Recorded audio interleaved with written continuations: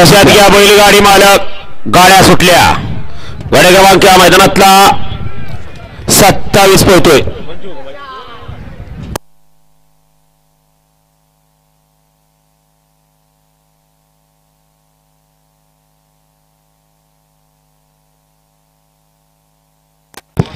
अतिशय सुंदर ही या ठिकाणी सोनूशेठ भोपतराव कडाव कर्जत यांच्याकडनं सिकंदरची सुंदर अशी गाडी पळवली छोट्यानं.